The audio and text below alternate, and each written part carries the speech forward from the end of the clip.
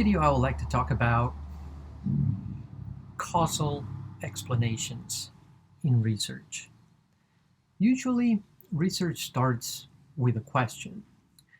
It can be as simple as how frequent is a phenomenon in the population?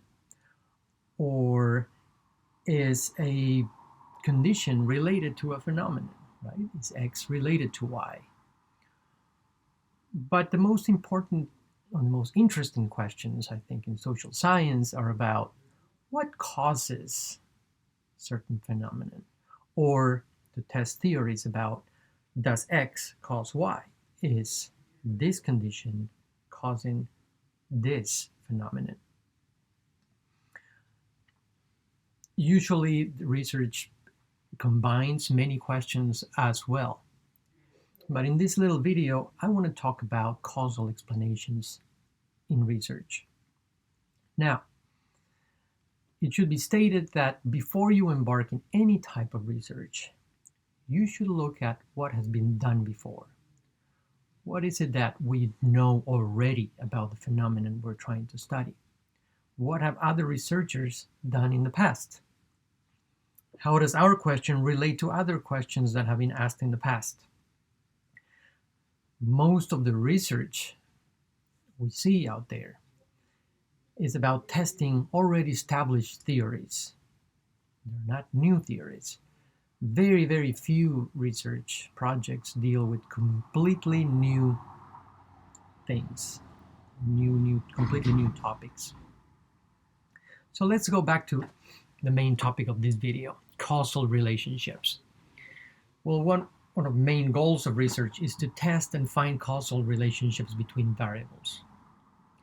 And the reason for this is that if we know what causes some social phenomenon, maybe we'll be able to have an impact on that phenomenon. If it is something positive, maybe we will try to encourage it more. If it is something negative, maybe we'll try to reduce it as much we can if we understand what are the causes of that phenomenon.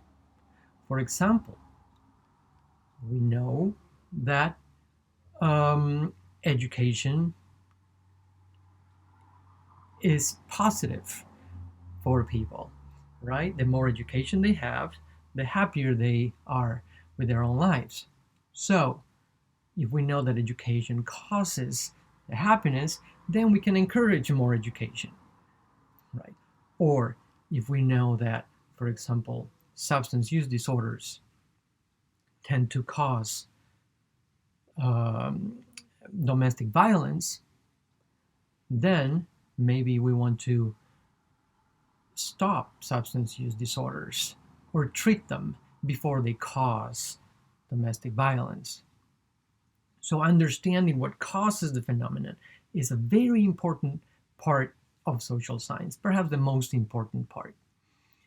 And all social and health programs, even education programs, are based on causal relationships that we already have established in research or in the literature, right? Most of the programs we have for health are based on the on phenomena that we know is caused by some factors, right? For example, education programs for diabetes are based on what we think cause diabetes, like dietary regimes, etc. So we care about causal relationships, but establishing a causal relationship in research is not an easy task. So let's first talk about what we mean by causality and what does it mean to establish that something causes something else in social science. There are two types of explanations. One is the idiographic causal explanation, and the other one is the nomothetic causal explanation. These are two models.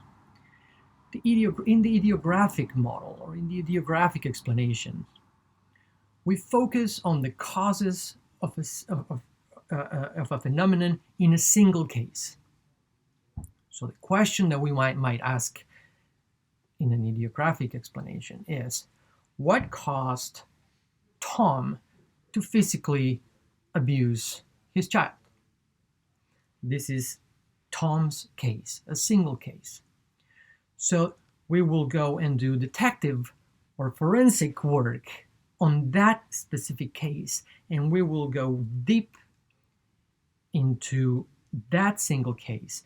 We will focus on the context that drove Tom to act in a particular way, the meaning of the context for Tom, and we will focus on subjective factors, and we will do perhaps interviews. We will interview people around Tom to understand all the factors that drove Tom to a particular behavior so that we can explain what was the cause of that behavior.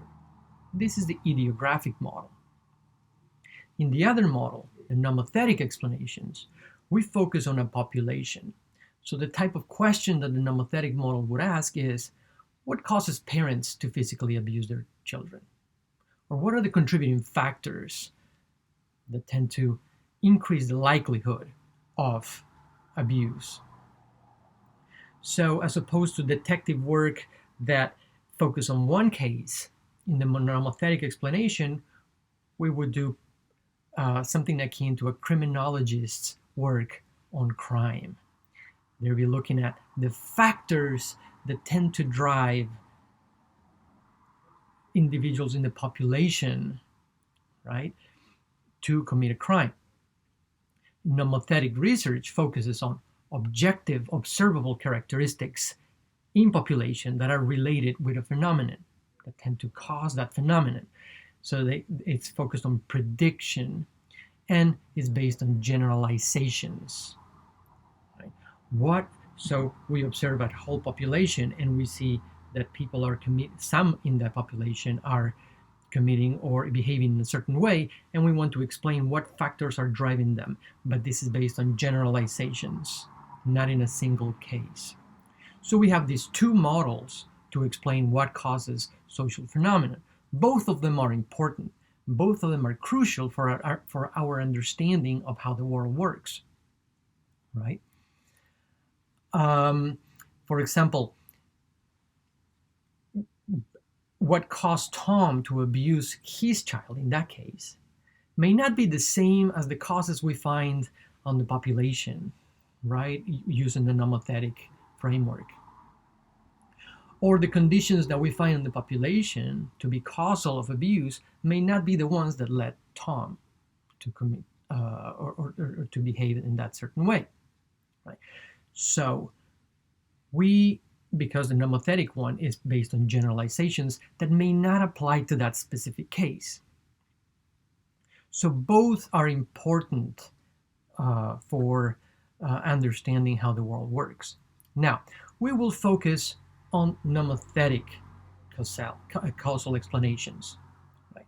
If you are going to become a social worker, you will be doing forensic and detective work, and you will learn the methods to explain the motives that led to some behavior in a particular case. You will have cases as part of your job. That will be what you're going to do. But in this course, we will focus on nomothetic causality, because this model pertains to building theories that seek to explain social phenomena based on generalizations. So, again, in nomothetic causality, the goal is to generalize, the goal is to predict what is going to happen based on generalizations. So, we tend to build theories in terms of X causes Y, right? Or condition X causes outcome Y, and we tend to put a diagram on an arrow suggesting that some causes something else. For example, for the question, what causes child abuse, we may have that substance use disorders are a cause of child abuse. Now, it's important to establish here that when we say that something causes something else in the nomothetic explanation, we're not saying that that variable is the only cause of that phenomenon, right? We're not saying that the only cause of domestic violence or the child abuse is substance use disorders. No, but it is one factor. Also, in nomothetic explanations, the exceptions do not disprove a causal relationship. What does this mean? It means that not everybody who suffers from substance use disorders is going to commit acts of domestic violence. Not everybody. These are exceptions, but they don't disprove the fact that domestic violence is a cause in the population, right? And even causal relationships can be true even if they don't apply to the majority of cases, right? So in nomothetic causality, when we say that something causes something else, it doesn't mean that it's the only cause, and it doesn't mean that it applies to absolutely everybody. But it applies to a wide range in the population. So, how do researchers establish that something causes something else? How can we make generalizations about a population? Well, before we can establish that something causes something else, we have to prove that three conditions are met. These are three conditions for nomothetic causality.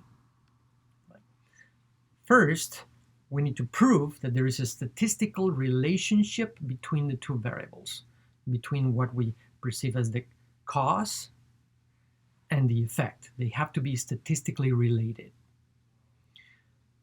Two, the cause needs to take place before the effect. And three, that there is no third variable that can explain away this observed relationship between what we believe is cause and effect. Now, we're going to dig deep into these three criteria or conditions for nomothetic causality, but that is a subject for the next video. I'll see you there.